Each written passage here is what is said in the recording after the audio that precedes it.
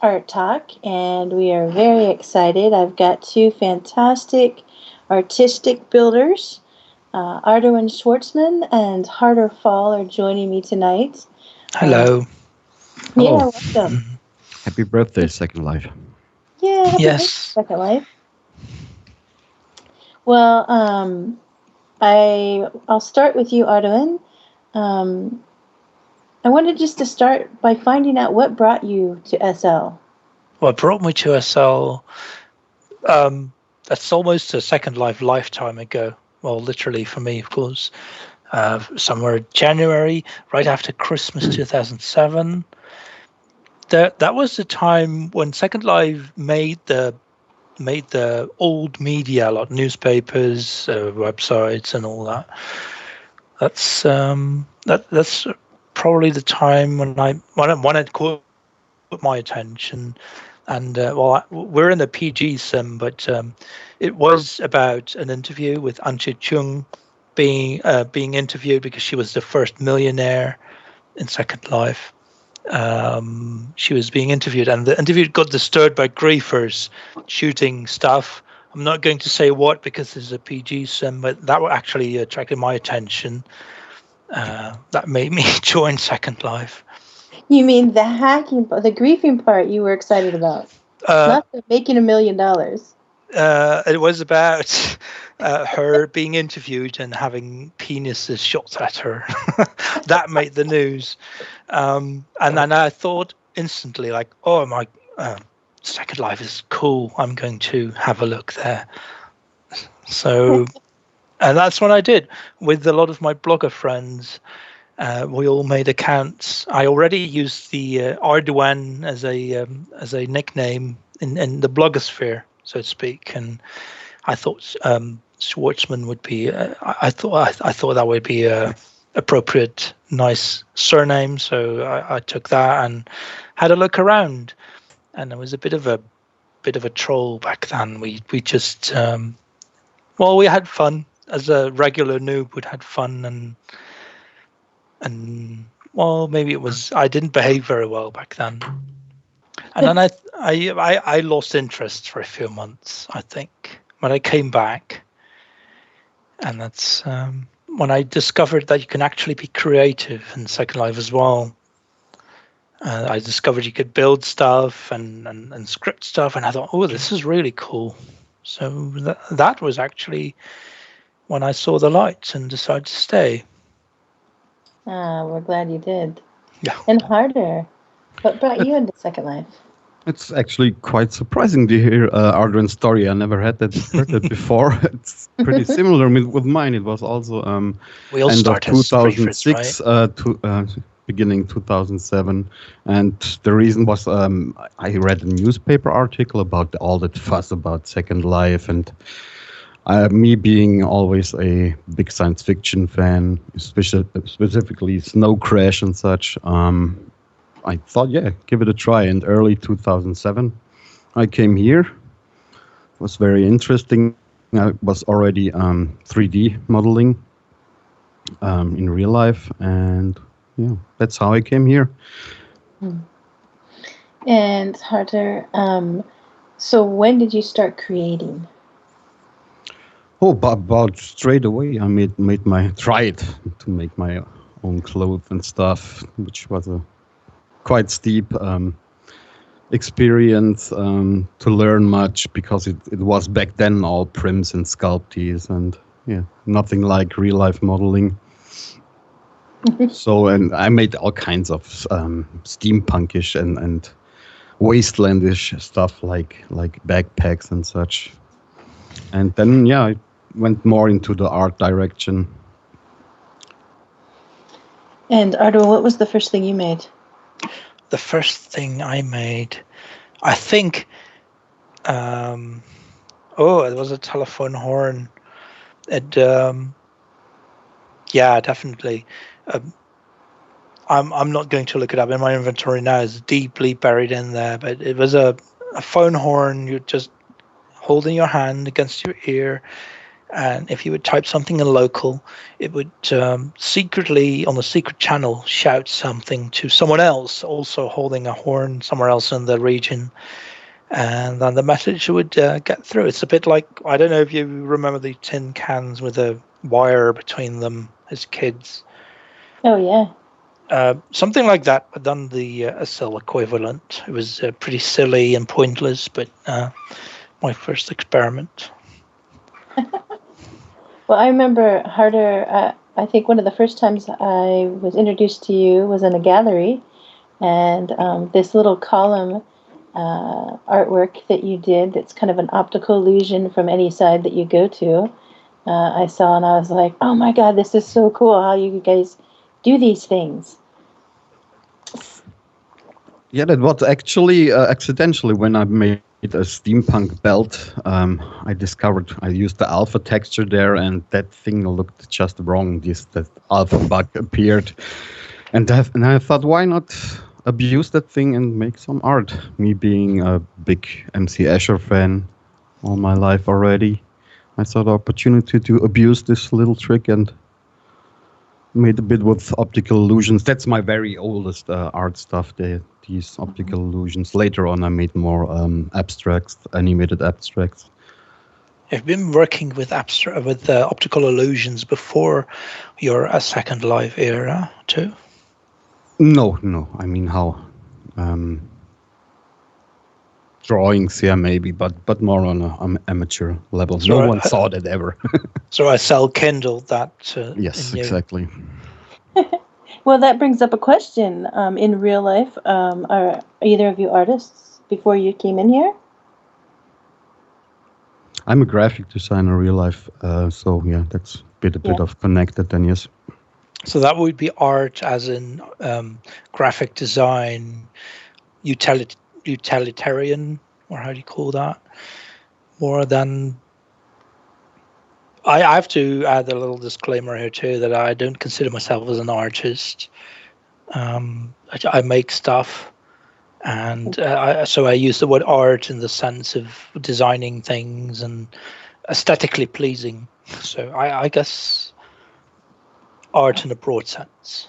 I mean, art and design, it's, for me at least, the same.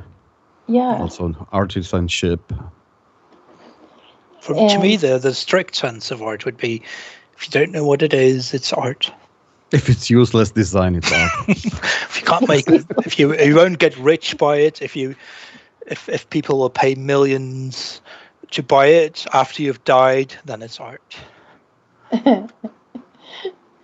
Now, Arduenn, I think I was introduced to you from the at MadP. We used to do show and tell talks, and you used to come to those. Yes. And show us all of your fun creations.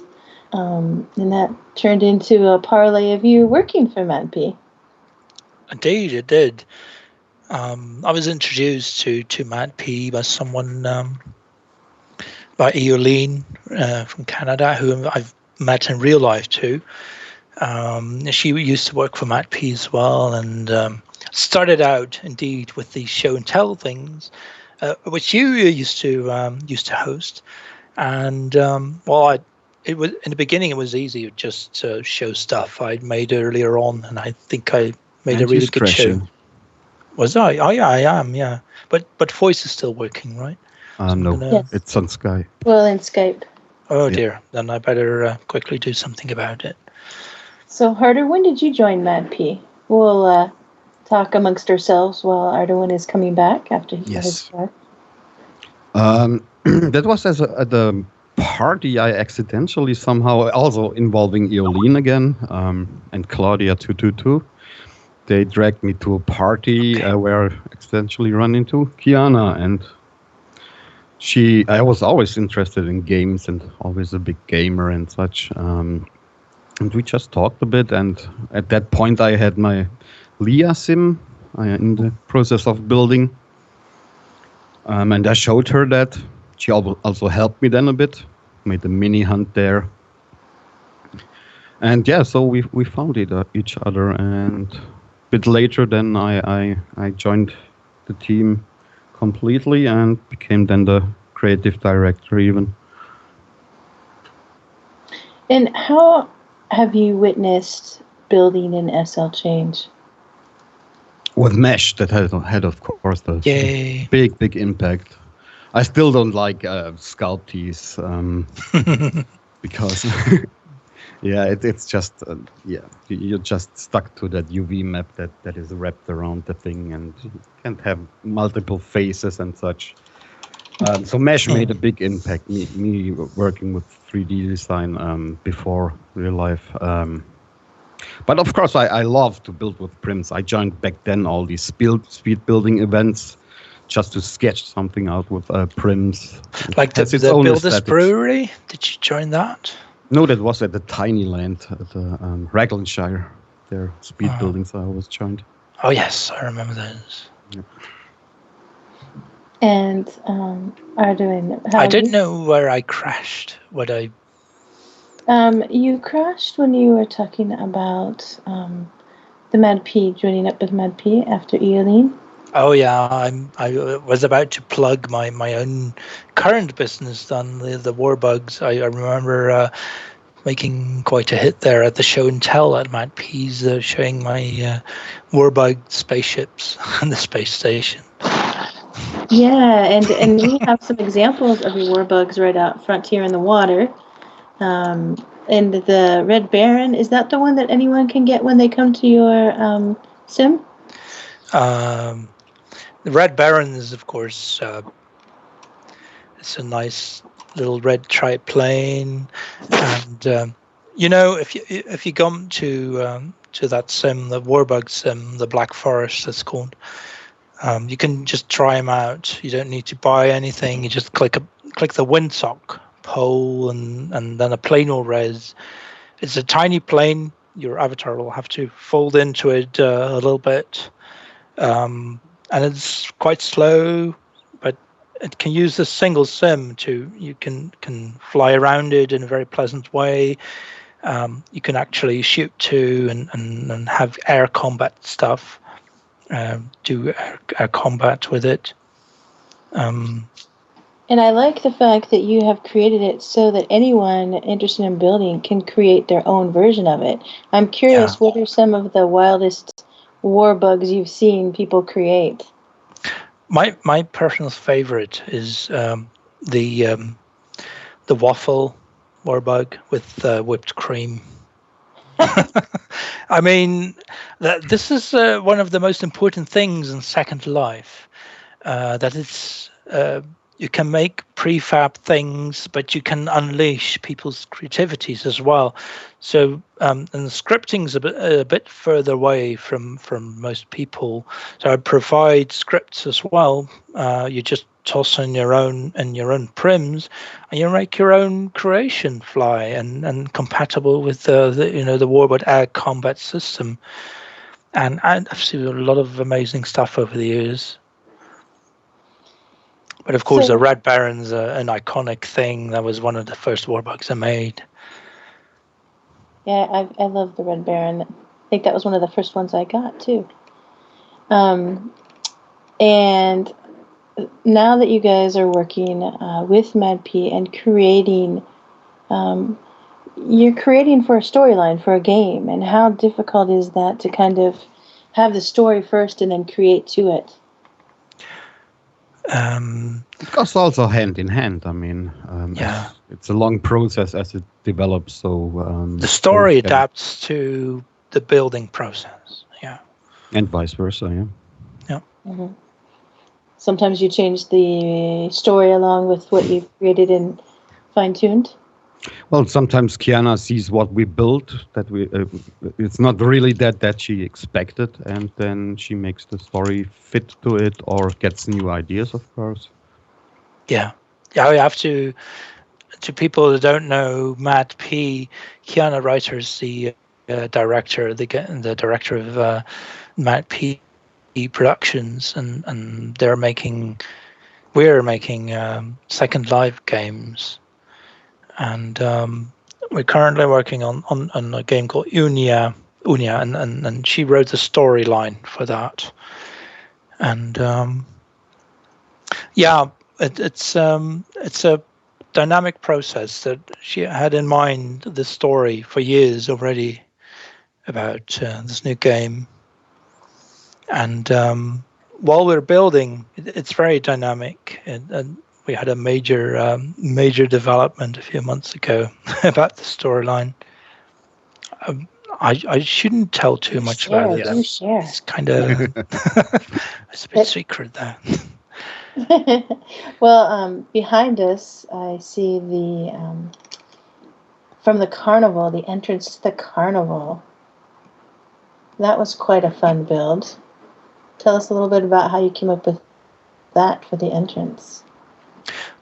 Or maybe it's maybe some people recognize it here in the audience. It's right behind me. That clown's head with the lower part with the bony jaw. That actually, I had something similar in mind already. The carnival that was a Mad P sim that started over a year ago, and 1.5 years ago. And Mesh was very, very new back then, and my first attempt was actually to build something like that with a Sculpey, because I was quite familiar in building Sculpties and total noob at making mesh things, and I very, very quickly discovered that Sculpties are very limited in resolution and the amount of detail. So that sort of I think I'm crashing again, right? Oh, I still see you. Okay, I am a voice too? Yes. Yep. Okay, We hear good. you. I only have a spinning wheel here.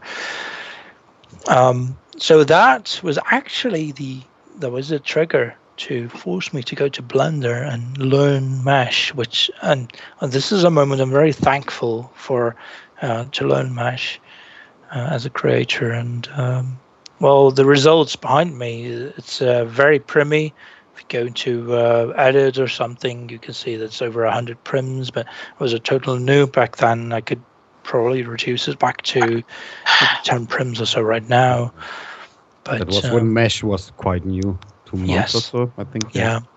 And ever since, I've only building in Blender, which is an open source, totally free soft piece of software. It's brilliant. Eventually, if you're dedicated into creating stuff, I recommend this and go view YouTube tutorials and yeah. Arduenn, I think we actually lost you. Okay.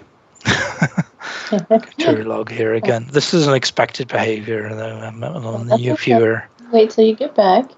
But Harter, tell me a little bit about what it's like taking your 3D creations and then actually seeing people get immersed in them. Yes, I was always a big fan of computer games since the very early Commodore 64 times. So that's not really a question for me. That was always my goal to be inside the thing, especially the 3D games, the role-playing games. I was always like the Elder Scrolls series and Gothic, if anyone remembers that. Was always my favorite, and the awesome scenes they're building there. So I was fascinated by that, and always want to give people the same experience. Welcome back, Arduenn. Thank you. Thank you. Just want to throw really quick in here.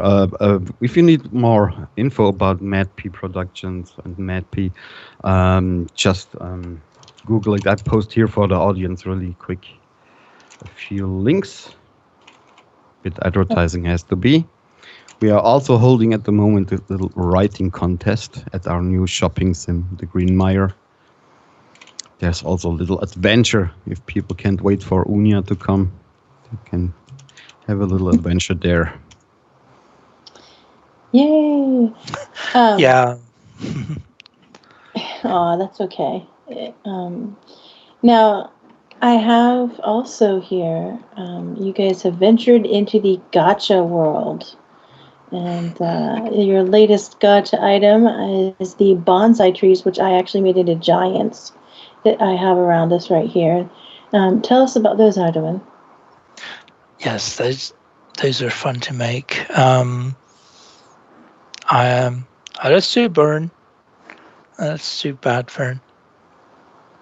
The bonsai trees. I had, of course, they're very appealing to most of us, and I when I first got in touch with gotcha items, I didn't get the point of them until I decided to get a little skybox of myself, and I thought, let's decorate.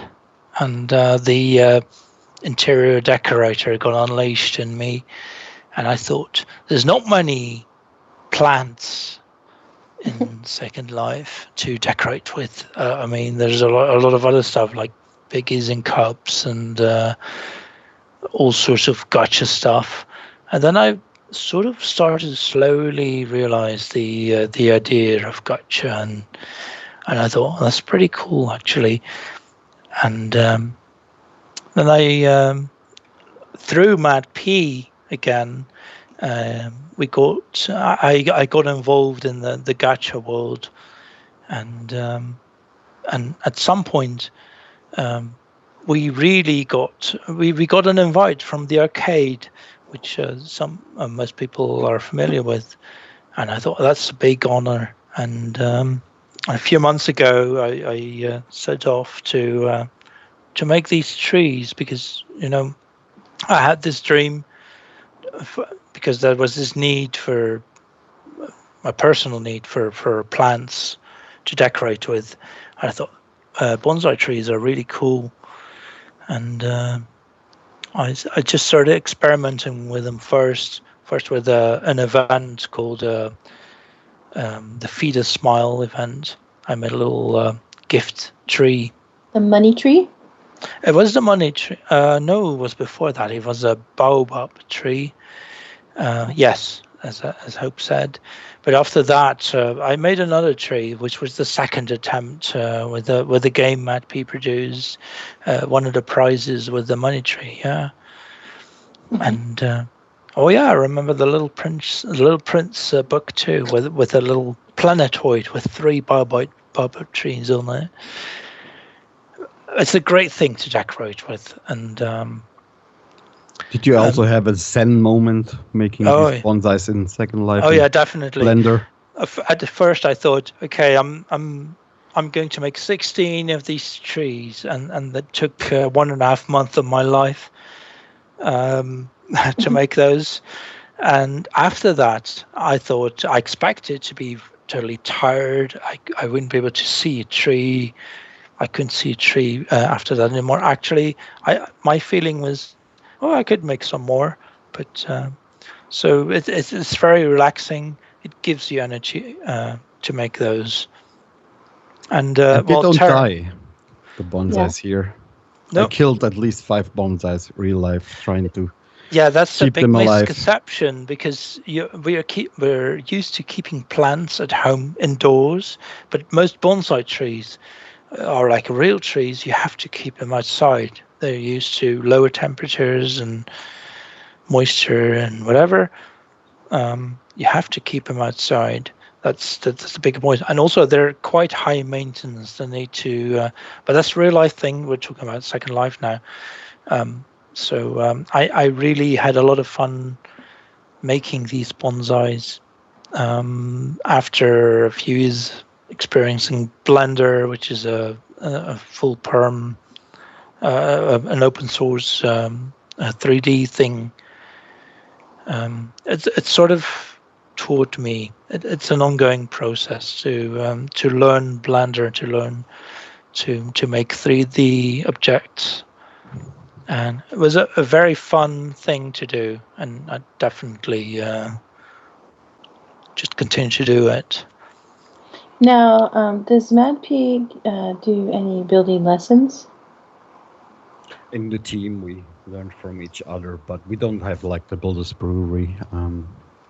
Okay. Any public lessons. We had back then our show and tell, where we also talked about stuff after the show and tell, and yeah, maybe that could come back at some point. I miss really enjoyed those. that. Yes, I Yeah. really Me missed too. it. Yeah. Maybe we could hire someone like you, or because you're hosting stuff. Well, we have about 5 more minutes. I want to offer anyone in the audience, if you have a question for them, I am me the question, and we'll see if we can get it in. But my last question to you all, where do you see the virtual world going for your building next? I mean, is it going to become gaming? What do you think? Harder, you want to start? Definitely gaming. That's all we're working on at the moment, and it's the most exciting thing I ever done in Second Life, I have to say. Not only to make a product and sell it then, or make art. I mean, that has something too, but it's bigger. It's bigger. It's everything combined. So that will be definitely the direction I want to go.